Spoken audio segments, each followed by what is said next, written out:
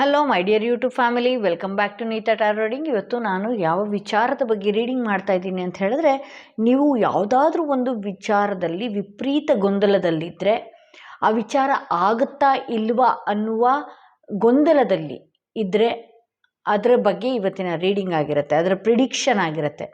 ಆಗುತ್ತಾ ಇಲ್ವಾ ಅನ್ನೋದು ಯಾವುದಾದ್ರೂ ಒಂದು ವಿಚಾರ, ಯಾವ ವಿಚಾರವಾಗಿ ವಿಪರೀತ ತಲೆ ಕೆಡಿಸ್ಕೊಂಡಿದ್ದೀರಿ ಆ ವಿಚಾರನ ನೀವು ಮನಸ್ಸಿನಲ್ಲಿ ಇಟ್ಕೊಂಡು ಈ ಒಂದು ರೀಡಿಂಗ್ನ ನೀವು ಸೆಲೆಕ್ಟ್ ಮಾಡ್ಕೊಳ್ಬೇಕಾಗತ್ತೆ. ನೀವು ನಂಬುವ ದೇವರ ಹೆಸರನ್ನ 3 ಬಾರಿ ಹೇಳಿಕೊಂಡು ಈ ಒಂದು ರೀಡಿಂಗ್ನ ನೀವು ನೋಡಬೇಕಾಗತ್ತೆ. ಯಾವುದಾದ್ರೂ ಒಂದು ವಿಚಾರ, ಯಾವುದಾದ್ರೂ ಒಂದು ಗೊಂದಲದಲ್ಲಿದ್ದರೆ ಆ ವಿಚಾರಗಳಾಗುತ್ತಾ ಇಲ್ವಾ, ಮುಂದೇನು, ಅದ್ರ ಫ್ಯೂಚರ್ ಏನು, ಯಾವುದೇ ವಿಷಯ ಆಗಿರ್ಬೋದು, ಆ ಒಂದು ವಿಷಯನ ನೀವು ಮನಸ್ಸಿನಲ್ಲಿ ಇಟ್ಕೊಂಡು ನೋಡಿ. ಸುಮಾರಷ್ಟು ವಿಚಾರಗಳನ್ನ ಇಟ್ಕೊಂಡು ಈ ರೀಡಿಂಗ್ ನೋಡೋದಲ್ಲ. ಯಾವುದು ಪರ್ಟಿಕ್ಯುಲರ್ ಆಗಿ ಯಾವ ವಿಚಾರವಾಗಿ ನೀವು ವಿಪರೀತ ಟೆನ್ಷನಲ್ಲಿದ್ದೀರಿ, ವಿಪರೀತ ಗೊಂದಲದಲ್ಲಿದ್ದೀರಿ, ಅದಾಗುತ್ತೋ ಇಲ್ವೋ ಅನ್ನುವ ಸೂಚನೆ ಸಿಗದೆ ಒದ್ದಾಡ್ತಾ ಇದ್ದೀರಿ. ಸೊ ಆ ಒಂದು ವಿಚಾರನ ಇಟ್ಕೊಂಡು ನೀವು ನೋಡಬೇಕಾಗತ್ತೆ. ನೀವು ನಂಬುವ ದೇವರ ಹೆಸರನ್ನ 3 ಬಾರಿ ಹೇಳ್ಕೊಳ್ಳಿ. ಬೇಕಾದರೆ ಈ ವಿಡಿಯೋನ ಪಾಸ್ ಮಾಡಿ ನೀವು ನಂಬುವ ದೇವರ ಫೋಟೋ ಆಗಿರಬಹುದು, ಹೆಸರಾಗಿರಬಹುದು, ಒಂದು ಫ್ಯೂ ಮಿನಿಟ್ ಮೆಡಿಟೇಟ್ ಮಾಡಿಕೊಂಡು ನೀವೊಂದು ಕಾರ್ಡ್ನ ಸೆಲೆಕ್ಟ್ ಮಾಡ್ಕೊಳ್ಳಿ ಅಂತ ಹೇಳ್ಬೋದು. ಹಾಗೆ ಯಾರಿಗೆಲ್ಲ ಇಂಡಿವಿಜುವಲ್ ಆಗಿ ಪರ್ಸ್ನಲ್ ಟಾರೋಡಿಂಗ್ ಸೆಷನ್ ಬೇಕು ಅನ್ನೋದಾದರೆ ಡಿಸ್ಕ್ರಿಪ್ಷನಲ್ಲಿ ಕೊಟ್ಟಿರುವ ನಂಬರ್ಗೆ ಕಾಲ್ ಮಾಡಿ ಮುಂಚಿತವಾಗಿ ಫೋನ್ ಮುಖಾಂತರನಾದರೂ ನೀವು ಅಪಾಯಿಂಟ್ಮೆಂಟ್ ತೊಗೊಳ್ಬೋದು, ಅಥವಾ ಡೈರೆಕ್ಟಾಗಿ ಕೂಡ ನೀವು ಅಪಾಯಿಂಟ್ಮೆಂಟ್ ತೊಗೊಳ್ಬೋದು ಅಂತ ಹೇಳ್ತಾ ನಾನು ಈ ಒಂದು ವಿಡಿಯೋನ ಶುರು ಮಾಡ್ತಾ ಇದ್ದೀನಿ. ಯಾರೆಲ್ಲ ಮೊದಲನೇ ಈ ಸ್ಟೋನ್ ಇರುವ ಕಾರ್ಡ್ ಸೆಲೆಕ್ಟ್ ಮಾಡಿಕೊಂಡ್ರೆ ನೋಡೋಣ ಯಾವ ವಿಚಾರದಲ್ಲಿ ವಿಪರೀತ ಗೊಂದಲದಲ್ಲಿದ್ದೀರಿ, ಆ ವಿಚಾರ ಆಗುತ್ತಾ ಇಲ್ವಾ ಅನ್ನೋದೇ ಇವತ್ತಿನ ರೀಡಿಂಗ್ ಆಗಿರುತ್ತೆ. ಯಾವ ವಿಚಾರದಲ್ಲಿ ನೀವು ತುಂಬಾ ಗೊಂದಲದಲ್ಲಿದ್ದೀರಿ, ಆ ವಿಚಾರ ಆಗುತ್ತಾ ಇಲ್ವಾ, ಅದರ ಅದರ ಪ್ರಿಡಿಕ್ಷನ್ ಹೇಗಿದೆ, ಆ ವಿಚಾರವಾಗಿ ಪ್ರಿಡಿಕ್ಷನ್ ಹೇಗಿದೆ ಅನ್ನೋದೇ ಇವತ್ತಿನ ರೀಡಿಂಗ್ ಆಗಿರುತ್ತೆ. ಇಲ್ಲಿ ಯಾವ ವಿಚಾರವಾಗಿ ನೀವು ನೋಡ್ತಾ ಇದ್ದೀರಿ ಆ ವಿಚಾರದಿಂದ ವಿಪರೀತ ತಲೆ ಕೆಡಿಸ್ಕೊಂಡಿದ್ದೀರಿ ಅಂತಲೇ ಹೇಳ್ಬೋದು. ವಿಪರೀತ ಕನ್ಫ್ಯೂಷನಲ್ಲೂ ಇದ್ದೀರಿ. ಅಲ್ಲಿ ನಿಮಗೆ ಮ್ಯಾನುಪ್ಯುಲೇಟ್ ಮಾಡೋರೇ ಜಾಸ್ತಿ ಇರೋದ್ರಿಂದ ಇಲ್ಲಿ ನೀವು ಯಾರನ್ನಾದರೂ ಡಿಸ್ಕಸ್ ಮಾಡೋದಾಗಿರ್ಬೋದು, ಆ ವಿಚಾರಗಳಿಂದ ಇದಾಗುತ್ತಾ ಇಲ್ವಾ, ಇದು ನನ್ನ ಲೈಫಲ್ಲಿ ಬರುತ್ತಾ ಬರಲ್ವಾ, ಅದು ಯಾವುದೇ ವಿಚಾರವಾಗಿರ್ಬೋದು, ಏನೇ ವಿಚಾರ ಆಗಿರಬಹುದು, ಬರುತ್ತಾ ಇಲ್ವಾ ಅನ್ನೋ ವಿಚಾರದಲ್ಲಿ ನಿಮಗೆ ನೀವು ಕೇಳ್ತಿರುವಂಥ ವ್ಯಕ್ತಿಗಳೇನಿದ್ದೀರಲ್ಲ ಅದು ರಾಂಗ್ ವ್ಯಕ್ತಿಗಳು. ನೀವು ಸಲಹೆ ಕೇಳೋದಕ್ಕೆ ಅಂತ ಅವರಿಂದ ಏನೂ ಆಗಲ್ಲ ನಿಮಗೆ, ಬಟ್ ಆದರೆ ಒಂದು ಸಲಹೆ ಕೇಳೋದಕ್ಕೆ ಅಂತ ಹೋದಾಗ ಅವರು ನಿಮಗೆ ತಪ್ಪಾಗಿ ಉತ್ತರಗಳನ್ನ ಕೊಡೋದು ಆಗಿರ್ಬೋದು, ಅಥವಾ ಅವರು ಕೊಡೋ ಉತ್ತರದಿಂದ ಅರ್ಧ ನೀವು ಮಾನಸಿಕವಾಗಿ ನೊಂದು ಹೋಗ್ತಿದ್ದೀರಿ ಅಂತ ಹೇಳ್ಬೋದು. ಇಲ್ಲಿ 7 ಆಫ್ ವಾಂಡ್ಸ್ ಬಂದಿರೋದ್ರಿಂದ ನೀವು ಇಷ್ಟು ದಿನ ಹಾಕಿದ ಎಫರ್ಟ್ ಆಗಿರಬಹುದು, ಅಥವಾ ಇಷ್ಟು ದಿನ ಯಾವುದೋ ಒಂದು ನಂಬಿಕೆ ಮೇಲಿರಬಹುದು, ಈಗ ನೀವು ಯಾರದ್ದೋ ಮಾತು ಕೇಳ್ಕೊಂಡಾಗಿರ್ಬೋದು, ಅಥವಾ ಏನೋ ನಿಮ್ಗೆ ಅವರಿಂದ ಏನೂ ಆಗಲ್ಲ, ಬಟ್ ಆದರೆ ಸಲಹೆಗಳನ್ನ ಕೇಳ್ಕೊಳ್ಳೋದಾಗಿರ್ಬೋದು, ಬೇರೆಯವರಿಂದ ಮನನೊಂದು ಕನ್ಫ್ಯೂಷನ್ಗೊಳಗಾಗ್ತಿದ್ದೀರಿ.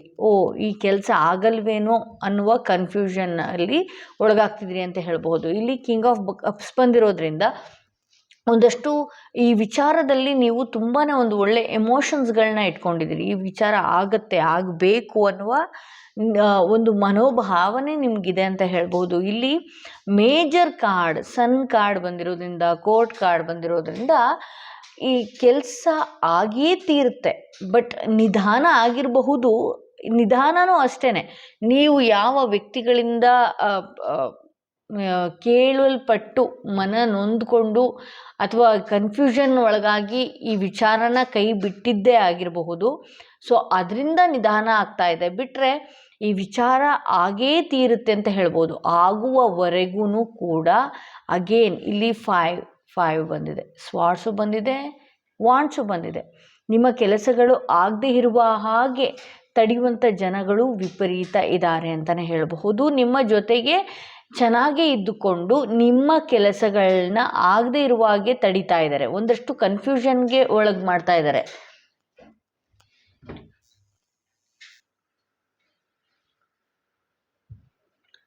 ಇಲ್ಲಿ ನೀವು ಇಲ್ಲಿ ಮೇಜರಾಗಿ ನನಗೆ ಕಾಣಿಸ್ತಾ ಇರೋದೇನಂತ ಹೇಳಿದ್ರೆ, ನೀವು ನಿಮ್ಮ ನಿರ್ಧಾರಗಳನ್ನ ನೀವೇ ತೆಗೆದುಕೊಳ್ಳಿ.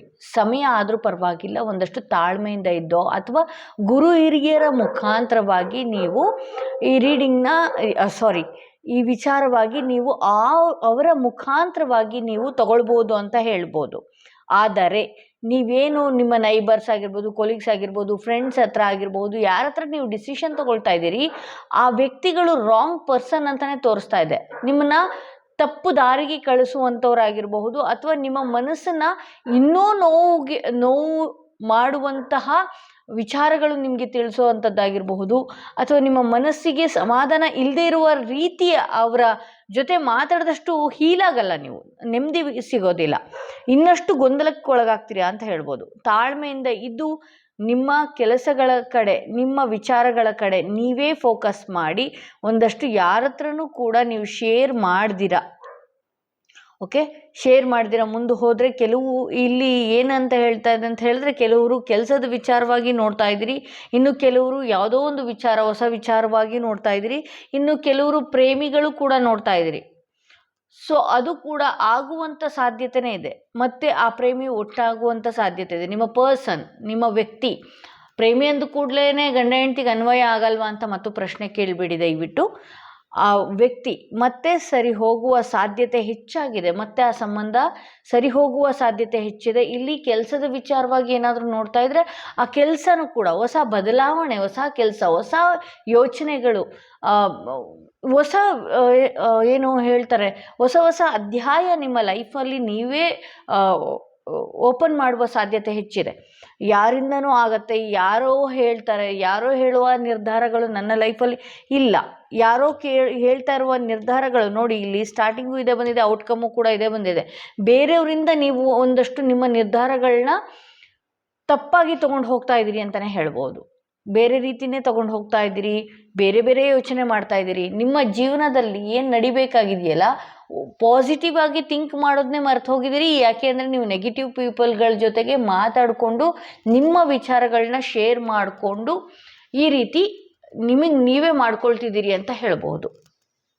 ಸೊ ಎಂಟೈರ್ ಇಲ್ಲಿ ಕಾರಣ ನೋಡೋದಾದರೆ, ನೀವು ಯಾವ ವಿಚಾರದಲ್ಲಿ ವಿಪರೀತ ಗೊಂದಲದಲ್ಲಿದ್ದೀರಿ, ಸೇಮ್ ಗೊಂದಲ ಇಲ್ಲಿ ಕಾಣಿಸ್ತಾ ಇದೆ. ಯಾವ ವಿಚಾರದಲ್ಲಿ ಗೊಂದಲದಲ್ಲಿದ್ದೀರಿ, ಯಾವ ಜನಗಳು ನಿಮ್ಮನ್ನು ಗೊಂದಲಕ್ಕೆ ಈಡು ಮಾಡ್ತಾ ಇದ್ದಾರೆ, ದಯವಿಟ್ಟು ಅಂಥವರಿಂದ ದೂರ ಹೋಗಿ. ಯಾರಾದರೂ ಒಳ್ಳೆ ಗುರು ಹಿರಿಯರ ಮುಖಾಂತರವಾಗಿ ಒಂದಷ್ಟು ಆ ವಿಚಾರದಲ್ಲಿ ನೀವು ಅವ್ರ ಹತ್ರ ಬೇಕಾದರೆ ಅಭಿಪ್ರಾಯನ ತಗೊಳ್ಬೋದು. ಅದು ಬಿಟ್ಟರೆ ಬೇಡದ ವಿಚಾರ, ನೆಗೆಟಿವ್ ಪೀಪಲ್ಸ್ಗಳ ಜೊತೆಗೆ ಮಾತಾಡಿ ನಿಮ್ಮ ಮನಸ್ಸಿನ ನೆಮ್ಮದಿನ ನೀವು ಹಾಳು ಮಾಡ್ಕೊಳ್ತಾ ಇದ್ದೀರಿ. ಬಟ್ ಆದರೆ ನೀವು ಅಂದ್ಕೊಂಡಿರುವ ಕೆಲಸ ಆಗೇ ತೀರುತ್ತೆ ಅಂತ ಹೇಳ್ಬೋದು. ಸಂಬಂಧಗಳಲ್ಲಾಗಿರಬಹುದು, ವ್ಯವಹಾರಗಳಲ್ಲಾಗಿರಬಹುದು, ವ್ಯಕ್ತಿತ್ವಗಳಲ್ಲಾಗಿರಬಹುದು, ಫ್ರೆಂಡ್ಶಿಪ್ಪಲ್ಲಾಗಿರಬಹುದು, ಏನೇ ಒಂದು ವಿಚಾರದಲ್ಲಿ, ಲೋನು, ಇನ್ನೊಂದು ಮತ್ತೊಂದು ಆಗಿಯೇ ತೀರುತ್ತೆ. ನೀವು ನಿಮ್ಮ ಎಫರ್ಟ್ ಹಾಕಬೇಕಾಗತ್ತೆ. ಹಾಗೆ ನಿಮ್ಮ ಯೋಚನೆ, ನೀವೇನು ಡಿಸಿಷನ್ ತೊಗೊಳ್ತೀರಲ್ಲ, ನಿಮ್ಮ ಮನಸ್ಸೇನು ಹೇಳುತ್ತಲ್ಲ, ಒಂದಷ್ಟು ಕೂತ್ಕೊಂಡು ಯೋಚನೆ ಮಾಡಿ ನಿಮ್ಮ ಮನಸ್ಸು ಏನು ಹೇಳುತ್ತೆ ಅದ್ರ ಮುಖಾಂತರವಾಗಿ ಹೋದಾಗ, ಒಂದಷ್ಟು ತಾಳ್ಮೆಯಿಂದ ಇದ್ದಾಗ ಆ ವಿಚಾರಗಳಾಗತ್ತೆ ಅಂತಲೇ ಹೇಳಬಹುದು. ದಯವಿಟ್ಟು ಬೇರೆಯವರ ಮಾತು ಕೇಳೋದಾಗಿರಬಹುದು, ಅಥವಾ ಬೇರೆಯವ್ರ ಲೈಫ್ ಸ್ಟೈಲ್ ನೋಡೋದಾಗಿರಬಹುದು, ಈ ರೀತಿ ಮಾಡಿಕೊಂಡು ನಿಮ್ಮ ನೆಮ್ಮದಿನ ನೀವು ಹಾಳು ಮಾಡ್ಕೊಳ್ಬೇಡಿ ಅಂತ ಹೇಳ್ತಾ ಮೊದಲನೇ ಕಾರ್ಡ್ ರೀಡಿಂಗ್ ಮುಗಿಸ್ತಾ ಇದ್ದೀನಿ. ಮೊದಲನೇ ಕಾರ್ಡ್ ರೀಡಿಂಗ್ ಅವರ ಕೆಲಸ, ಯಾವ ಕೆಲಸದ ವಿಚಾರವಾಗಿ ನೋಡ್ತಾ ಇದ್ದೀರಿ ಆ ಕೆಲಸ ಆಗೇ ತೀರುತ್ತೆ. ಹೊಸ ಬದಲಾವಣೆಗಳು ಕೂಡ ನಿಮ್ಮ ಲೈಫಲ್ಲಿ ಇದೆ ಅಂತ ಹೇಳಬಹುದು. ಇದು ಮೊದಲನೆಯ ಕಾರ್ಡ್ ರೀಡಿಂಗ್ ಆಗಿತ್ತು. ಸೆಕೆಂಡ್ ಕಾರ್ಡ್, ಈ ಸ್ಟೋನ್ ಇರುವ ಕಾರ್ಡ್ ಯಾರು ಸೆಲೆಕ್ಟ್ ಮಾಡ್ಕೊಂಡಿದ್ರಿ, ಯಾವ ವಿಚಾರದಲ್ಲಿ ನೀವು ವಿಪರೀತ ಗೊಂದಲದಲ್ಲಿದ್ದೀರಿ, ಯಾವ ವಿಚಾರದಲ್ಲಿ ನೀವು ತುಂಬಾ ಗೊಂದಲದಲ್ಲಿದ್ದೀರಿ, ಆ ವಿಚಾರಗಳು ಆಗುತ್ತಾ, ಆ ವಿಚಾರಗಳು ಆಗುತ್ತಾ, ಆಗಲ್ವಾ, ಅದರ ಫ್ಯೂಚರ್ ಏನಿದೆ. ಅಗೇನ್ ಸ್ವಾರ್ಡ್ಸ್, ವಾಂಡ್ಸ್,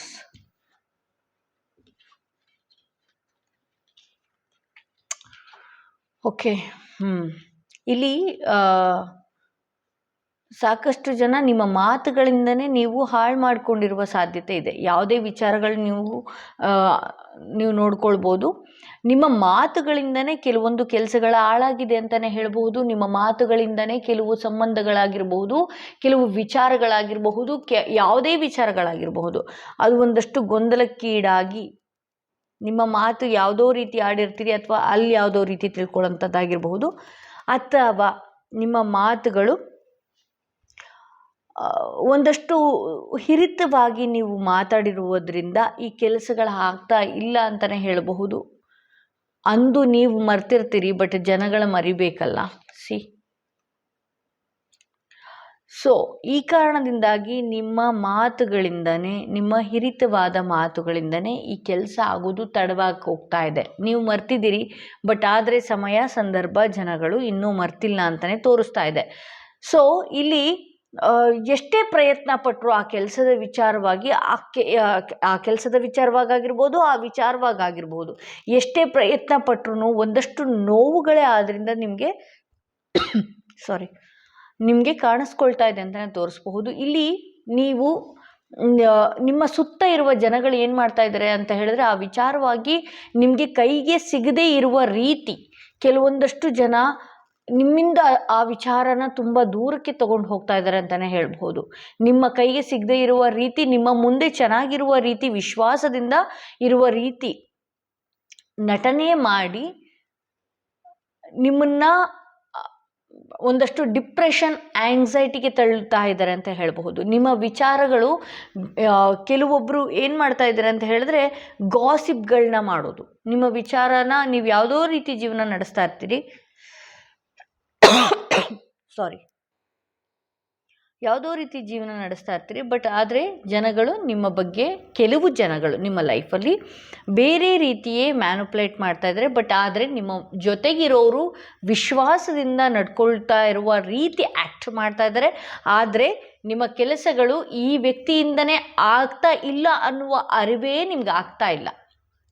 ನೀವು ಏನು ಕೆಲಸ ಮಾಡಬೇಕು ಅಂತ ಅಂದ್ಕೊಂಡಿದ್ರಲ್ಲ, ನಿಮ್ಮ ಜೊತೆ ಇರೋರೇ ಹಿತಶತ್ರುಗಳಿಂದನೇ ನಿಮ್ಮ ಕೆಲಸಗಳು ಆಗ್ತಾ ಇಲ್ಲ, ತಡೆ ಆಗ್ತಾ ಇದೆ. ಬಟ್ ಆದರೆ ಆ ವ್ಯಕ್ತಿಗಳು ನಿಮ್ಮ ಮುಂದೆ ನೋಡೋದಕ್ಕೆ ಈ ರೀತಿ ತುಂಬ ಖುಷಿಯಾಗಿ ಒಳ್ಳೊಳ್ಳೆ ಬಣ್ಣದ ಮಾತಾಡಿಕೊಂಡು ನೀವು ಅನುಮಾನ ಮಾಡೋದಕ್ಕೆ ಆಗಲ್ಲ, ಆ ರೀತಿ ಇದ್ದಾರೆ ನಿಮ್ಮ ಜೊತೆಗೆ. ಆ ಕೆಲಸ ಆಗಬಾರ್ದು ಅನ್ನುವ ರೀತಿ ಅವರು ಫಿಸಿಕಲಿನೂ ಹೋರಾಡ್ತಾ ಇದ್ದಾರೆ, ಮೆಂಟಲಿನೂ ಹೋರಾಡ್ತಾ ಇದ್ದಾರೆ ಅಂತ ಹೇಳಬಹುದು. ಬಟ್ ಆದರೆ ಇನ್ನು ಮುಂದೆ ನೀವು ಸರಿಯಾದ ನಿರ್ಧಾರಗಳನ್ನ ತಗೊಳ್ಬೇಕಾಗತ್ತೆ. ಯಾರು ಹೇಗೆ ಅಂತ ಹೇಳಿ ಪರಿಶೀಲನೆ ಮಾಡಿ ಮುಂದೆ ಹೋಗ್ಬೇಕಾಗತ್ತೆ.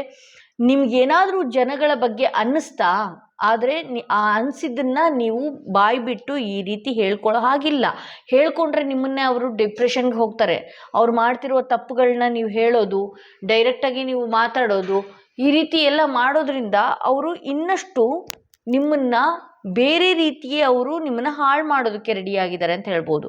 ನಿಮ್ಮ ಕೆಲಸ ಕಾರ್ಯಗಳಿಗೆ ಹೊಡೆತ ಬೀಳ್ತಾ ಇರೋದು ಇಂಥ ವ್ಯಕ್ತಿಗಳಿಂದನೇ ಅಂತಲೇ ತುಂಬ ಚೆನ್ನಾಗಿ ಈ ರೀಡಿಂಗಲ್ಲಿ ತೋರಿಸ್ತಾ ಇದೆ. ಈ ಕೆಲಸಗಳು ನಿಮ್ಮಿಂದ ಆಗುತ್ತಾ ಅಂತ ನಾನು ನೋಡೋದಾದರೆ, ನೀವು ಇನ್ನೂ ಸುಮಾರು ಸಮಯ ಹಿಡಿಯುತ್ತೆ ಅಂತಲೇ ಹೇಳಬಹುದು. ಬಟ್ ಆದರೆ ನಿಮಗೆ ಇಲ್ಲಿ ಮೇನಾಗಿ ನಾನು ಹೇಳೋದೇನು ಅಂತ ಹೇಳಿದ್ರೆ, ನಿಮ್ಮ ಜೊತೆಗೆ ಇರುವಂತಹ ಹಿತಶತ್ರುಗಳನ್ನ ನೀವು ಒಂದಷ್ಟು ತುಂಬಾ ಸೂಕ್ಷ್ಮವಾಗಿ ಗಮನಿಸಬೇಕಾಗತ್ತೆ. ಅವ್ರ ಬಗ್ಗೆ ಅವ್ರು ಮಾಡ್ತಿರೋ ತಪ್ಪು ಅಂತ ಗೊತ್ತಾದಾಗ್ಲೂ ನೀವು ಮನಸ್ಸಿನಲ್ಲಿ ಇಟ್ಕೊಳ್ಬೇಕಾಗತ್ತೆ, ರಿಯಾಕ್ಟ್ ಮಾಡುವಂತಿಲ್ಲ ಅಂತ ಹೇಳಿ ರೀಡಿಂಗ್ ತೋರಿಸ್ತಾ ಇದೆ. ಬಟ್ ಇಲ್ಲೇನಾಗ್ತಾ ಇದೆ ಅಂತ ಹೇಳಿದ್ರೆ, ನಿಮ್ಗೆ ಅನ್ಸಿದ್ದನ್ನು ನೀವು ಪಟ್ಟಂತ ಹೇಳ್ತೀರಿ, ನೀವು ಮಾತಾಡ್ತೀರಿ, ನೀವು ಹಿರಿತವಾಗಿ ಮಾತಾಡಿ ಮರ್ತಿರ್ತೀರಿ. ಆದರೆ ಜನಗಳು ಏನು ಮಾಡ್ತಾ ಇದ್ದಾರೆ ಗೊತ್ತಾ, ನಿಮ್ಮ ಜೊತೆಗೆ ಚೆನ್ನಾಗೇ ಇದ್ದುಕೊಂಡು ಆ ಕೆಲಸ ಆಗದೇ ಇರುವ ರೀತಿ ತಡಿತಾ ಇದ್ದಾರೆ.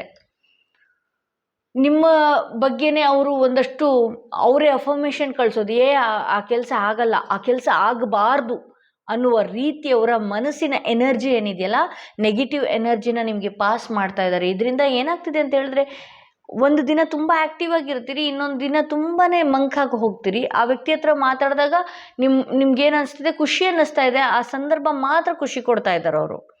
ಬಟ್ ಅವ್ರು ಮಾಡೋದನ್ನು ನೀವು ಕಂಡುಹಿಡಿಯೋದಕ್ಕೂ ಆಗಲ್ಲ, ಆ ರೀತಿ ಮಾಡ್ತಾ ಇದ್ದಾರೆ ಅಂತಲೇ ಹೇಳಬಹುದು.